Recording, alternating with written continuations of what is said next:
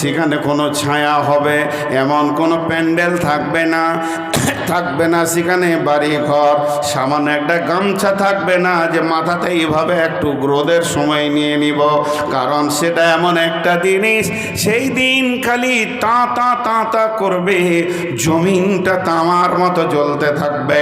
আল্লাহর কুদরতের সূর্য সেদিন তাপ ছাড়বে, তারপরও আলো থাকবে না।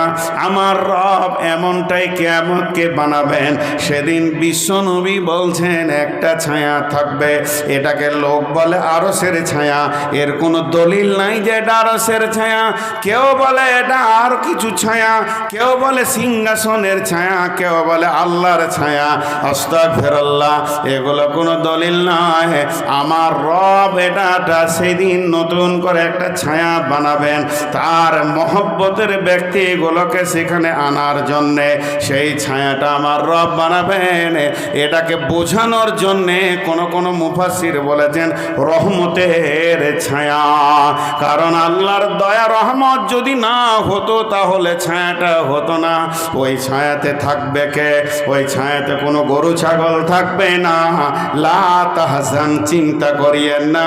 ওই ছায়াতে আল্লাহ আপনাকে দেবেন, আমাকে দেবেন, বিশ্ববাসীকে দেবেন, মমিনকে দেবেন, মমিনাকে দেবেন।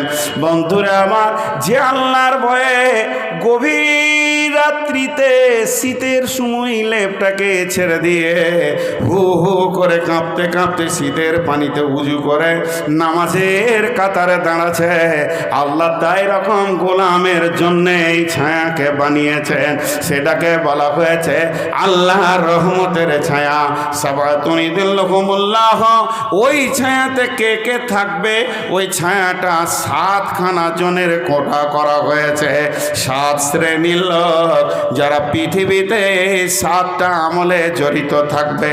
একজনাই যে 7টা আমল করবে তা না, যে কোনো একটা আমলের সঙ্গে তার যদি জড়িত থাকে তাহলে আমার রব ওই ছায়াতে তার কোটা লাগিয়ে দেবেন, রিজার্ভেশন লাগিয়ে দেবেন। গোটা স্টেশনে যদি 2 লাখ লোক দাঁড়িয়ে থাকে আর আপনার আমার যদি রিজার্ভেশন এসিতে থাকে তাহলে কোনো চিন্তা নাই, আমার সিট আমি পেয়ে যাব।